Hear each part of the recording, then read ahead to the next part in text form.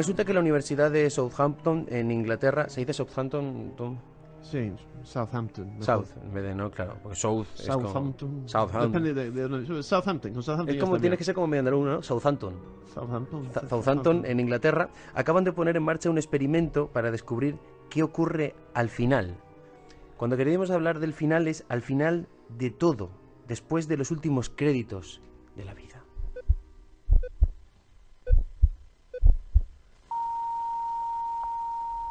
Creemos que solo hay una persona capaz de hablar con rigor, con capacidad para fascinarnos y sin dar el más mínimo yuyu de este tema de la muerte.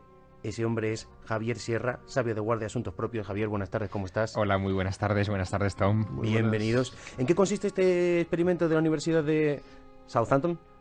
Southampton. Sí. Southampton. Ya, Ah, Southampton. el Hampton, con la H que como si fuera J. Southampton. No, sí, Southampton.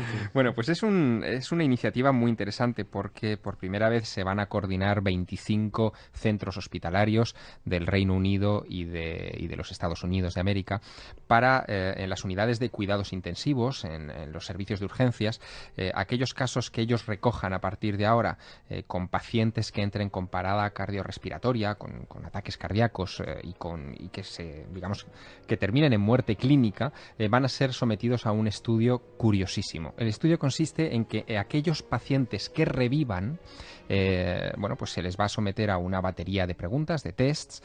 También se va a recoger toda la información de los monitores aplicada a los cuerpos durante ese proceso y se les va a preguntar sobre todo si han tenido recuerdo de haber estado en algún sitio o de haber tenido algún tipo de percepción durante esos 2 minutos, 3 minutos de parada cardiorrespiratoria, es decir, de muerte clínica, o incluso de más tiempo, es decir, hay paradas de este tipo que pueden extenderse durante 1 hora o más.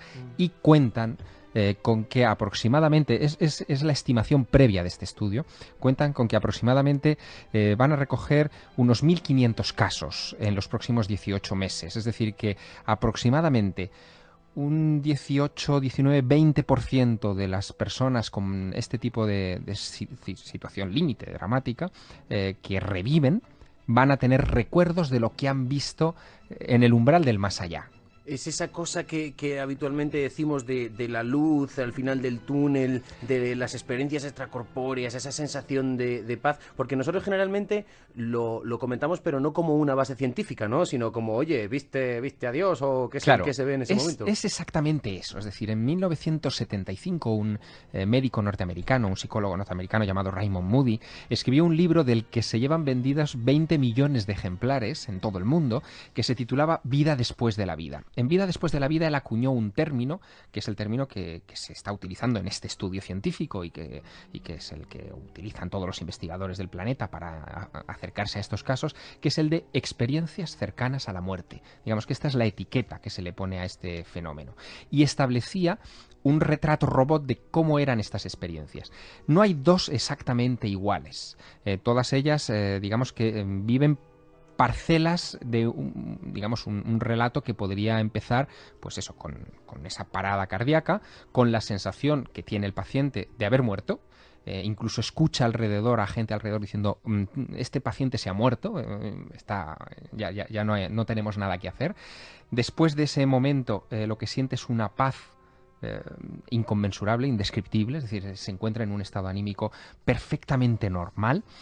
Lo siguiente que vería o notaría sería la ausencia de dolor, el dolor previo de la parada cardíaca se ha desvanecido.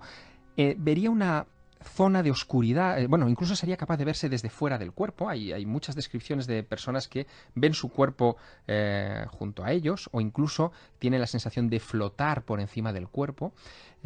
A veces hacen descripciones curiosas, fíjate Ángel, por ejemplo, de elevarse por encima de la lámpara del quirófano.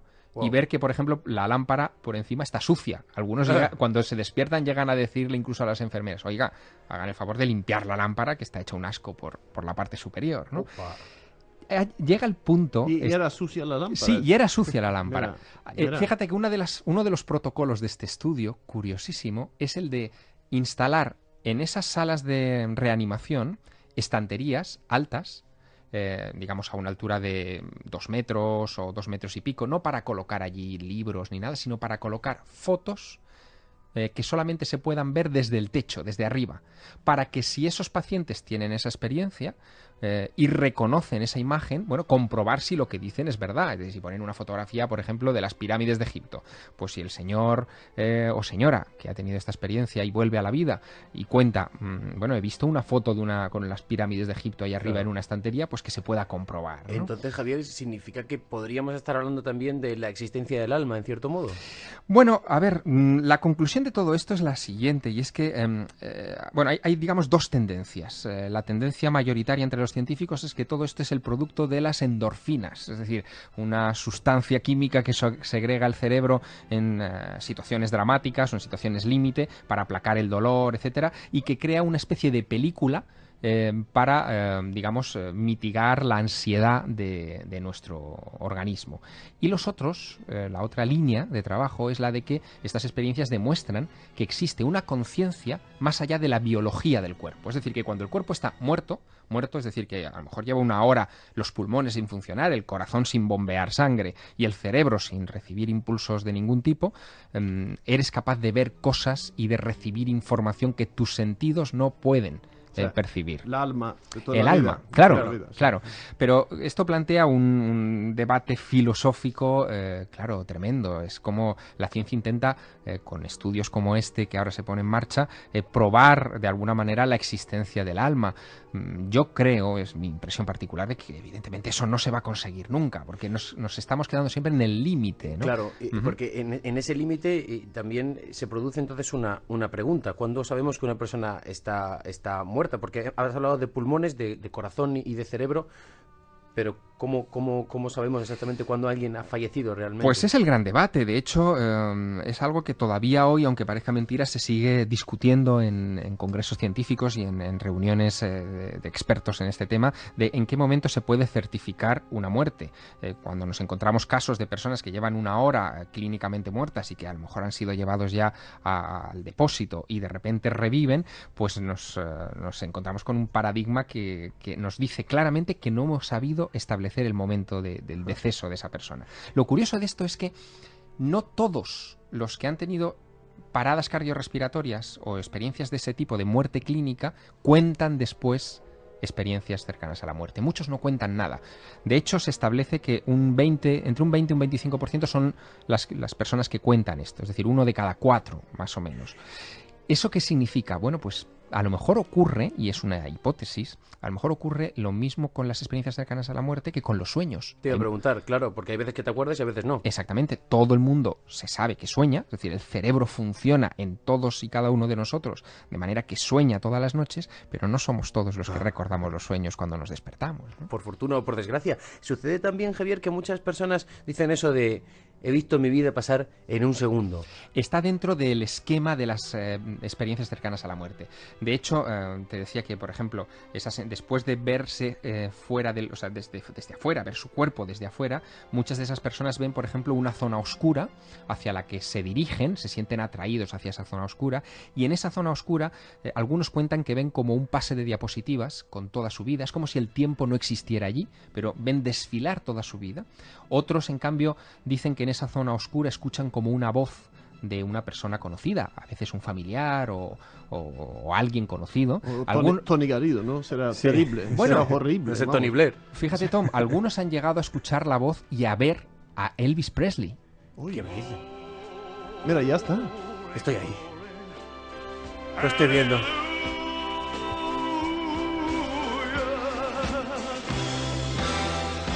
Tom, yo estoy seguro de que si algún día estoy en ese momento, lo voy a ver. Fíjate que esto parece broma. De hecho, lo veo habitualmente. Sí, parece broma, pero no lo es, porque este médico que estudió por primera vez el fenómeno de las experiencias cercanas a la muerte, Raymond Moody, después de publicar su famoso bestseller Vida después de la vida, escribió otro que no se ha traducido al español, que se titula Elvis después de la vida, donde cuenta cómo muchas personas que han tenido estas experiencias han visto a Elvis en la luz, como recibiéndoles, ¿no?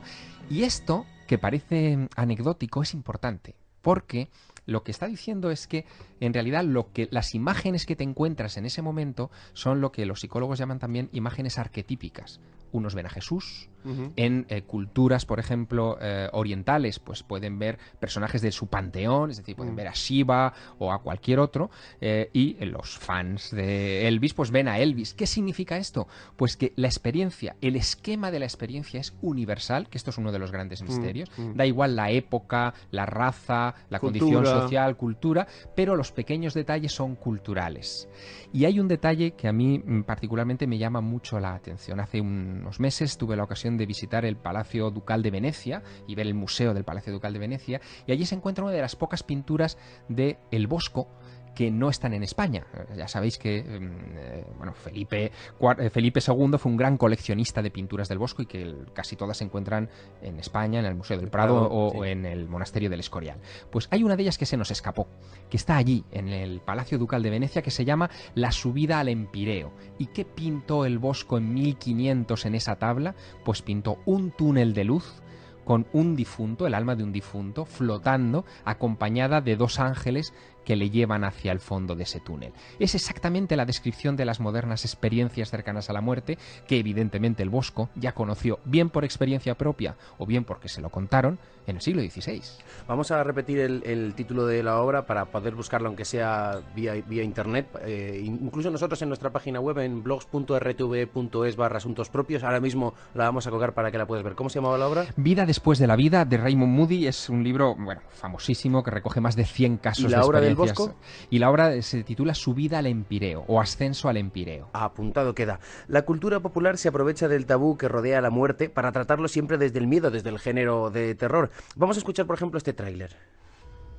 Todos los días se registran en Estados Unidos un promedio de 774 experiencias cercanas a la muerte, en las que se consigue resucitar a un paciente clínicamente muerto. La mayoría de ellos dicen haber visto una deslumbrante luz blanca, y muchos han hablado con muertos antes de volver a la vida. Tranquilo. Estás aquí de nuevo. ¡Wow! Hombre, da juego. Evidentemente es una experiencia que da juego. De alguna manera esto ha servido, este tipo de experiencias, para a intentar aproximarnos con nuestros escasísimos medios a lo que hay en la frontera de la muerte, ¿no? Que es algo hacia lo que todos los días nos acercamos un poquito más. Incluso es posible que estas experiencias en sociedades primitivas, donde no hay constancia escrita de lo que ocurría, hubieran inspirado incluso el nacimiento de religiones. A partir de ahí. A partir de este tipo de experiencias. Hombre, siempre es la muerte, ¿no? O sea, claro, al final... siempre es la muerte. Lo que hemos visto, por cierto, es un tráiler, lo que hemos escuchado es un tráiler de la película White Noise 2. ¿no? White Noise 2, efectivamente. Bueno, pero es interesante porque quizás los científicos sin querer va a demostrar que la vida eterna existe o Dios existe, porque es curioso que la mayoría, yo creo que todo lo que yo he leído no quieren volver, ¿no? Quieren quedar porque tienen un sentido de paz, de tranquilidad, de ver como una luz muy muy intenso, pueden mirar, pero pueden mirar hacia esta luz sin cerrar los ojos. La mayoría quieren quedar donde están, no quieren volver a la vida. Claro, en ese esquema, en ese retrato robot de la experiencia cercana a la muerte, después de esto que contábamos de que te acercabas a una zona oscura y veías la proyección de imágenes de tu vida, después lo que ves es una luz, a veces dorada, a veces como del sol al atardecer, es una luz brillante pero no molesta, hacia la que te diriges. Sí. Cruza la luz, muchos de estas personas que tienen esta experiencia cruzan la luz y detrás de la luz se encuentran pues a sus seres queridos, a gente que les afín. Charlan con ellos. O Elvis. O Elvis. Hombre, mira, por ejemplo, Elizabeth Taylor contó a Larry King en la CNN hace algunos años que allí se encontró con uno de sus maridos, con Michael Todd, que decía que claro, solo uno de ellos. Sí, solo uno. Era el verdadero amor de su vida. Por probabilidades, o sea, dentro del mundo de personas que hay, ¿quién no se ha casado con Elizabeth Taylor? Entonces, claro, pero fíjate, Michael Todd a Elizabeth Taylor le dijo lo que muchos parientes le dicen a las personas que tienen esta experiencia. Le dicen, bueno, tienes todavía cosas pendientes allá abajo. Ellos siempre hablan de allá abajo, ¿no? Y entonces le entra al candidato a difunto la sensación de que tiene cosas pendientes y regresa. Y se vuelve. Pero hay un dato muy curioso. No existe constancia en toda la literatura que hay sobre experiencias cercanas a la muerte, y es muchísima, de cómo se produce exactamente ese regreso. O sea, esa fase del regreso es como si estuviera cubierta por la amnesia, ¿no? No hay detalles sobre este asunto. Iremos tomando nota. Hay un piropo que siempre se dice que dice, no te mueras nunca. En esta sección con Javier Sierra no sabemos exactamente entonces si sería un piropo, pero sí nos encanta poder estar hablando contigo, Javier, todas las semanas. Dentro de poco que va a ser Halloween, a ver si hablamos también de toda esta mirada siempre que tenemos tan negativa de la muerte. También podrían mirarlo con otros ojos. Hombre, evidentemente la muerte forma parte de la vida. Es importante que empecemos a restarle tabú y miedo a este asunto, sobre todo por una cosa. Fíjate, es una reflexión que yo me hago y me hago al hilo de recientes acontecimientos míos personales. En el fondo, la vida y la muerte se parecen mucho incluso en estas cosas. Fijaos, las experiencias cercanas a la muerte. Una persona ve una luz a la que llega a través de un túnel y una vez que cruza la luz le esperan seres queridos. ¿Qué es el proceso de nacimiento? Sino atravesar el útero materno hacia una luz y encontrarte con seres queridos al otro lado. En el fondo, el esquema es exactamente el mismo. Eso es. O sea, digamos que es una especie de movimiento circular. Javier Sierra, felicidades, papi. Gracias. Un abrazo y hasta luego.